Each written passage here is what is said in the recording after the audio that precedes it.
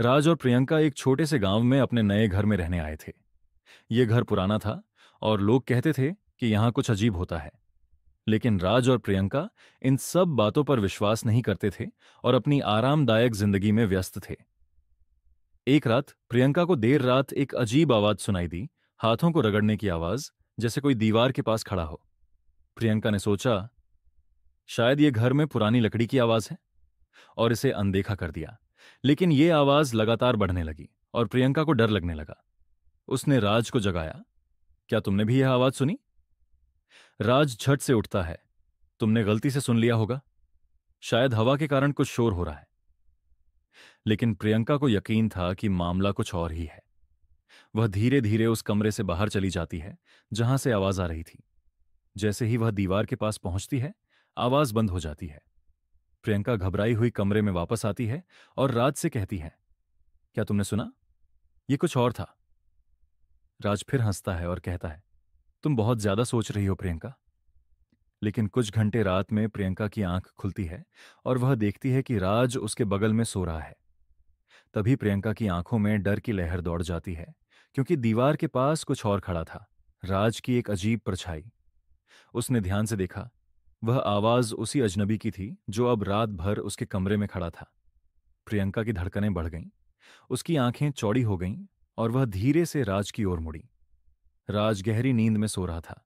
उसकी सांसें सामान्य थीं, जैसे कुछ भी अजीब नहीं हुआ। प्रियंका ने फिर दीवार की ओर देखा जहां अजनबी की परछाई खड़ी थी। प्रियंका ने हिम्मत जुटाई और धीरे से उठकर कमरे से बाहर जाने की सोची। जैसे ही वह कमरे से बाहर निकलती है, अचानक उसकी नजर सीढ़ियों पर पड़ती है। वहां एक आदमी खड़ा था, राज जैसा दिख रहा था, लेकिन उसकी आंखों में कोई भावना नहीं थी। वो सूनी आंखें प्रियंका पर टिकी थीं। प्रियंका का दिल बुरी तरह धड़कने लगता है और वह बिना कुछ सोचे बाहर भागने लगती है। वह घर से बाहर भागने लगी और पीछे से उसे वहीं रगड़ने की आवाज सुनाई दी, जैसे कोई उसके पीछे आ रहा हो। प्रियंका ने मुड़कर देखा, लेकिन वहां कोई नहीं था। तभी अचानक वह गिर पड़ी और उसके हाथ में एक पुराना लकड़ी का खंजर था, जो उसे जमीन की धूल में पड़ा हुआ मिला।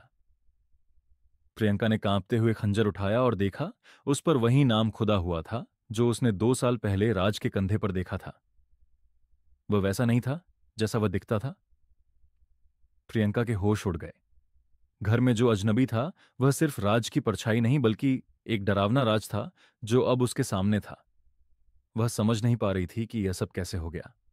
उसका दिल ऐसा महसूस कर रहा था जैसे वह बाहर कूदने वाला हो। वह अपने दिमाग को संभालने की कोशिश कर रही थी, लेकिन जो खंजर उसे मिला था, वह एक और रहस्य खोलने वाला था। तभी अचानक राज की परछाई फिर से उसकी आंखों के सामने आ गई। इस बार वह बिल्कुल उसके बगल में था। प्रियंका घबराकर पीछे हटने लगी, लेकिन उसकी पीठ दीवार से टकरा गई। अचानक कमरे के कोने में रखी एक पुरानी लकड़ी की अलमारी अपने आप खुलने लगी। उसके अंदर एक पुरानी डायरी रखी हुई थी। आवाज ने कहा, इस डायरी को पढ़ो, हर पन्ने पर तुम्हारे सवालों के जवाब हैं। प्रियंका धीरे धीरे अलमारी की ओर बढ़ी। उसके हाथ कांप रहे थे, लेकिन उसने हिम्मत जुटाई और डायरी उठा ली। जैसे ही उसने पहला पन्ना खोला तो लिखा था, तुम्हारा अतीत तुम्हारी सबसे बड़ी पहेली है और इस घर में तुम्हें अपने ही सवालों के जवाब खोजने होंगे। अगर तुम असफल हुई तो यह घर तुम्हारा कैद खाना बन जाएगा। Thank you for watching this video.